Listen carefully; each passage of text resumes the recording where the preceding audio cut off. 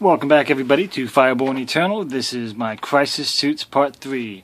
Now I'm going to go over the third build I bring to the table, which is my double missile pods. Run a team leader, 2 marker drones, 2 shield drones. They always usually start on the table. They're kind of, my unit that takes down the biggest threats, the first turn or two until, I get all my fusion suits dropping down to handle the harder stuff. But these guys right here, dropping out 12 string 7 shots is definitely a nice thing. Against any transports, they pretty much would drop it. Like I said in the last one, I always assume that, you bring in enough marker lights, so you're going to be hitting on 2s, and you should be ignoring cover, especially when you want to destroy something. But these guys against, let's just say they're going against a Rhino, AV-11 on the front, well, they're going to be doing about 5 hull points. So you're going to drop that vehicle without a problem. I haven't had any issues dealing with any light transport vehicles. Even against Armor 12, I don't know the actual math hammer on those, but I'm pretty sure they'd still probably drop some AV-12 without a problem. AV-13, you start having a lot more issues. So, generally I use my fusion to take them out. If I really needed to add some extra dice and try to give myself an extra edge, I will go against Armor 13, but I really try not to with these guys. They gain the biggest power, I believe, against Toughness 5, because people take Toughness 5 and they figure you generally have a harder chance to wound them, and now you're wounding them on 2 or better. You're dropping some wounds on them, making them roll some dice. Their actual kill ratio against Toughness 5 with 3-up saves isn't too high. You're looking at about 2.7 or 2.8 kills a turn, which it's not bad if you look at a biker unit or something like that, but it's still not great.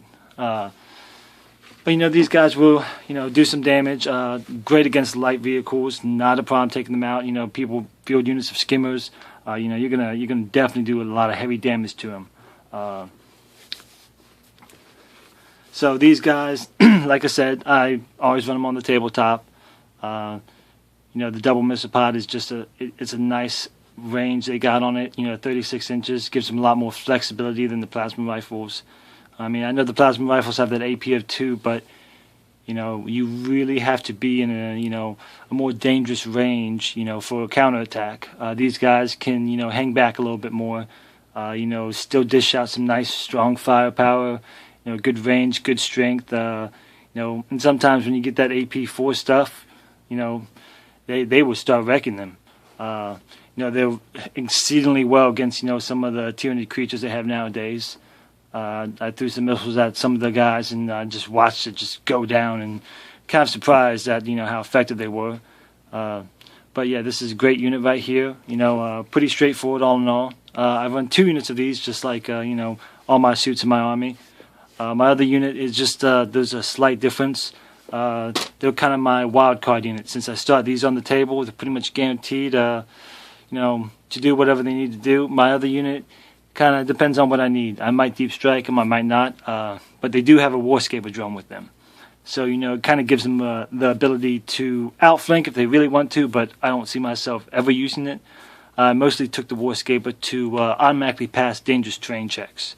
So this unit can jump into terrain without a problem, not worried. They can kind of jump in and out. They can deep strike on terrain. I don't have to worry about, rolling dice that could go bad, So I like the Warscaper drone for that reason. Kind of gives me a little tactical flexibility. It has another little benefit. If an enemy unit's outside of the deployment zone and within 12 inches of the Warscaper drone, they treat all difficult terrain as dangerous terrain. Cool little thing. Not really, something I plan on it to ever do much. But, when people start rolling dice, the more dice they roll, the more bad things that can happen. So, it's not bad, but, that's not really a benefit I took it for.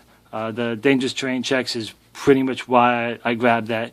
I know sometimes I worry when I'm jumping my suits in and out of terrain, what's going to happen, especially with the missile pod team, because, like I said, they start on the tabletop, and the other unit jumping in and deep strike, just jumping around. I can, jump on stuff that normally I might be more hesitant to do, but it gives me a little more tactical flexibility And you figure 2 units of these guys, you're dropping out 24 string 7 shots.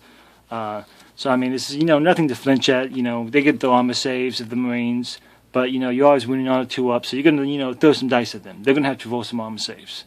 But yeah, I mean, these guys were pretty straightforward. I think I went over the main stuff with them.